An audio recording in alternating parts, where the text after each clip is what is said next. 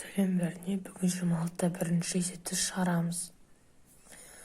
Бізде бұл жерде нүктелері берілген, және де бұл нүкте бізде y-тен x куб функциясының графигіне тиісті ме екенін табу қажет. Ал бастайық.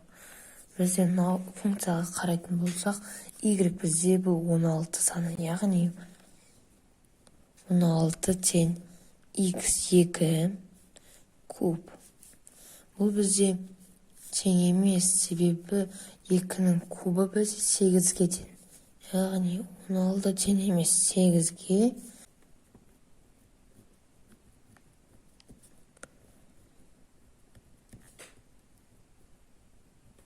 Басында бұл жерде бізде -1 саны, бұл бізде y-ге тең, -1 x-ге тең.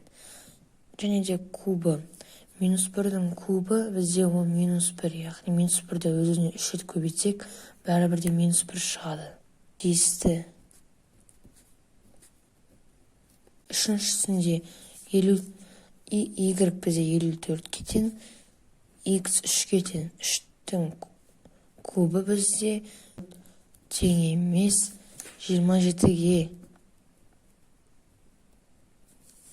Тиісті емес. Төртіншісінде -8 саны, бұл бізде y-ге тең, -2 x-ге тең. Және де кубы. -2-ні 3 рет өзіне көбейтсек, бізде -8 саны шығады. Сонда бұл бізде тиісті деген сөз. Бесіншісінде y бізде -0,8 тең -0,2-ның кубына. Бұл жерде бізде тиісті. Алтыншысында 27 саны бізде бұл y-ге тең, -3 бізде x-ге тең. -3-тің кубы бізде 27-ге тең. Яғни бұл жерде бізде -3-тің кубы бізде -27-ге тең. Яғни тиісті емес.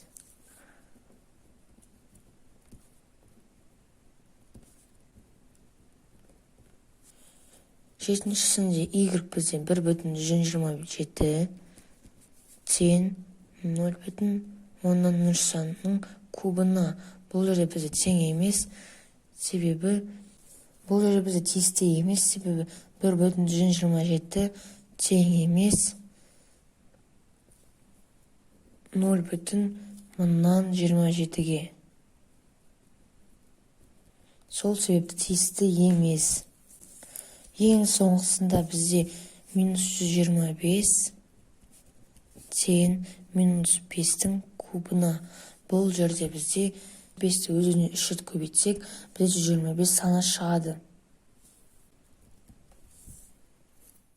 26-та үшінші есеп. Бұл жерде бізде функция берілген. Яғни бұл функциялар, 4 функцияның барлығын біз бір координаталық жазықтықта салуымыз керек, яғни графикте. Ең бірінші біз x-ге сандар қойып көрейік кесте арқылы.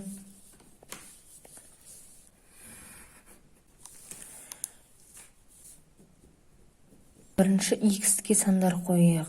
Сонда x-ге мысалға -2 санын берсек, бізде -8 санға тең болады. -1 сан берсек, -1-ге тең болады. 0-ді берсек x, 0-ді өзіне 3 рет көбейтсек, бәрібір 0 болады. Жай ғана 1-ді берсек, бізде шығады 1. 2-ні берсек, шығады 8 саны. Екінші функцияда, мысалға -2 саны берсек, бұл жерде -2-ні өзіне 3 рет көбейткен кезде шығады -8 саны. Және де -8-ді 5-ге көбейткен кезде шығады 40 саны. -40 саны. -1. -1-ді өзіне 3 рет көбейткен кезде -1 шығады. Оны 5-ге көбейткен кезде -5 саны шығады. 0-ді берсек 0 болады. 1-ді берсек 5 болады. 2-ні берсек 40 болады. Үшінші функцияда бізде -2-ні берсек, жаңа -8 болды. -8-ді 4-ге бөлген кезде -2 саны шығады. -1-ді берсек, -1-ді 4-ге бөлген кезде шығады бізде өзі, яғни 4,1 саны. келесі мен жағын 0 берсек 0 болады. 1-ді берсек дәл солайынан 4-тен 1 саны шығады. 2-ні берсек 2-ні өз-өзінен 3 рет көбейткен кезде 8 шығады. 8 4-ке бөлген кезде шығады бізде 2 саны. Үшінші функцияда -2-ні берсек, -2-ні өз-өзінен 3 рет көбейткен кезде шығады -8, -8 4-ке көбейткен кезде шығады бізде -32. -1-ді қойсақ, -1-ді 4-ке көбейтсек бізде шығады -4 саны. 0 берсек 0 болады. Жағына 1-ді берсек бізде шығады 4 саны. 2-ні берсек 32 саны шығады. Мінекей осыны график салып алдым. Мына жерге міне где-то 9 сантиметрдей бердім, мына жерге 5 сантиметрдей бердім. Енді осы жерге x пен y сандарын орналастырайық. Ең бірінші x -2-ге тең болса, -2, y -8-ге тең 1, 2, 3, 4, 5, 6, 7, 8 міне мына жер. X -1-ге тең болса, y те -1-ге тең мына жер. Y 0-ға тең емес мына жер болады. 1 болса мына жер болады. X 2 болса 1, 2, 3, 4, 5, 6, 7, 8. Y мына жер болады. Енді осыны қосайық. Енді осы бір функцияны қосамыз.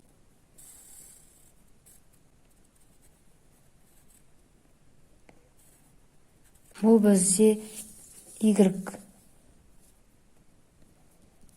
x куб функциясының графигі. Енді екінші функцияны қарайық. X -2-ге тең болса, y -40-ға тең деп тұр. Енді мына жаққа біз 40-ты белгілей алмасақ та, енді примерно белгілеуіміз қажет. Сонда бұл где-то осы жерге көрсете салайық. Мына жерде x -1 болса, y 1, 2, 3, 4, 5. Y -5-ге тең мына жер міне. Мына жер аралығы. X 0-ға тең болса, y 0-ге тең. X 1-ге тең болса, y 1, 2, 3, 4, 5-ге тең деп тұр міне. Мына жер. X бізде 2-ге тең болса, y 40-ға тең. Где-то осы жерде белгілейміз. Енді қосайық. 0 және де 0 нүктені. Келесінде үшінші функцияда x -2-ге тең болса, y те -2-ге тең деп тұр мына жер. X -1-ге тең болса, y -4-тен 1-ге тең, яғни мына жерге. 0 0-ға тең, 1 болса 4-тен 1 мына жер міне. 2 болса 2-ге тең мына жер. Енді осы нүктелерді қосайық.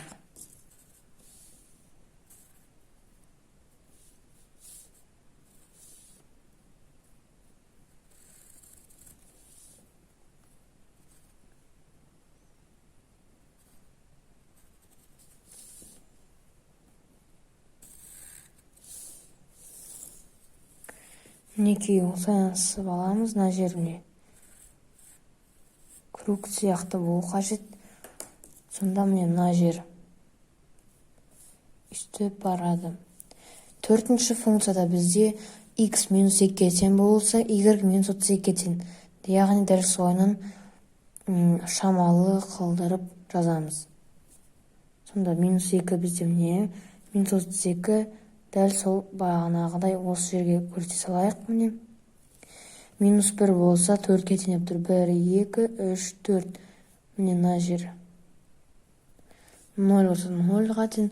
1 болса 4-ге тең. 1, 2, 3, 4. Міне мына жер. 2 болса 32. Бұны да бір примерно қылдырып белгілейміз.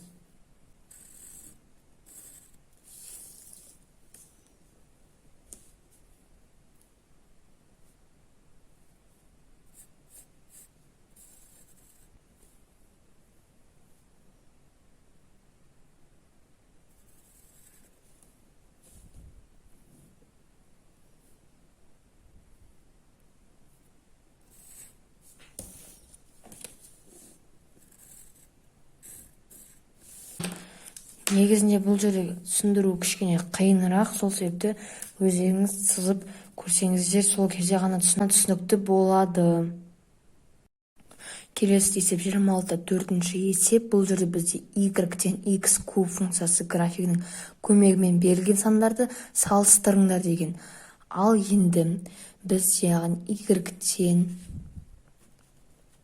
x куб деген функцияны арнайы бір кесте сызуымыз керек, яғни x-ке бір сандар қоюымыз керек. Сосын график сызуымыз қажет. Сонда x-тің орнына -2 санын қойсақ, бізде шығады -8 саны. Яғни -2-ні өз-өзіне 3 рет көбейтуіміз керек. Сонда -8 саны шығады. Немесе -1 санын берсек, бізде өз-өзіне 3 рет көбейтсек, -1 санын бәрібір шығады. Егер 0 берсек, 0 шығады. 1-ді берсек, 1 шығады. 2-ні берсек, 8 шығады. Енді осыны графикке орналастырайын. Графикті шамамен 8-9 сантиметр қылдырып сызу алу керек. Сызып, мына жерде 6 сантиметр.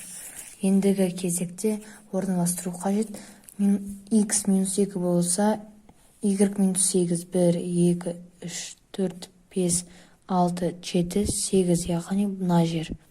-1 болса, мына жер, 0, мына жер.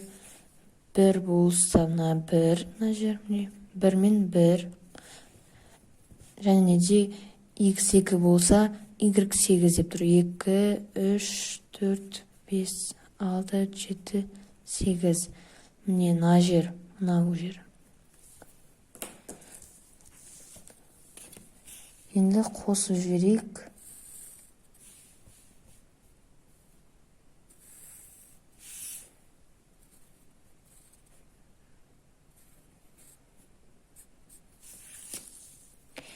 Сонда бізде енді бұл осы функциясы графигінің көмегімен берілген сандарды салыстырыңдар деген. Яғни бірінші есепте бізде -3-тің кубы және де -2-нің кубы салыстыру қажет. Сонда бұл жерде -3-ті өзіне 3 рет көбейтсек, -27 сан шығады. Енді осы сандарды біз графиктің көмегімен қайсы үлкенін табуымыз керек. Сонда -8 саны мына жерде -8 саны, ал -7 одан да астысында. Енді біз -27 сан график ретінде дәптерге сыза алмаймыз, себебі бұл -27 деген үлкен сан. Сонда -27 саны ең астында, ал -8 одан кішкене үлкенірек, яғни -8 саны бізде үлкен деген сөз. -1,2-нің кубы бізде -1,728 санына тең. Ал мұнда 0,2 санның кубы бізде 0,8 санына тең. Енді қарайық. Мынау бізде оң сан, яғни үстінде тұрады. Ал -1,128 ол біз 128, ол ең астында, яғни ең үстіне тұрған сан үлкенірек.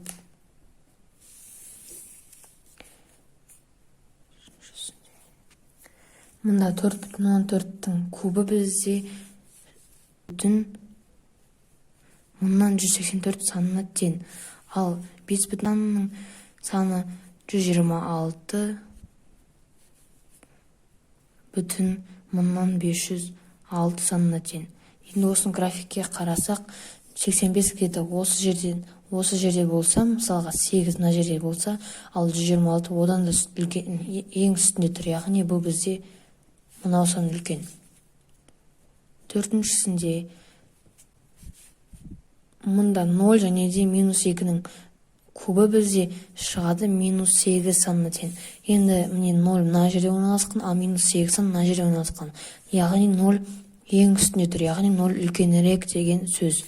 Ең үстінде тұрғаны ол бізде үлкен сөз, ал ең астында тұрған ол кішкентай деген сөз. Яғни минус деген саннан ақ көре аламыз кішкентай екенін.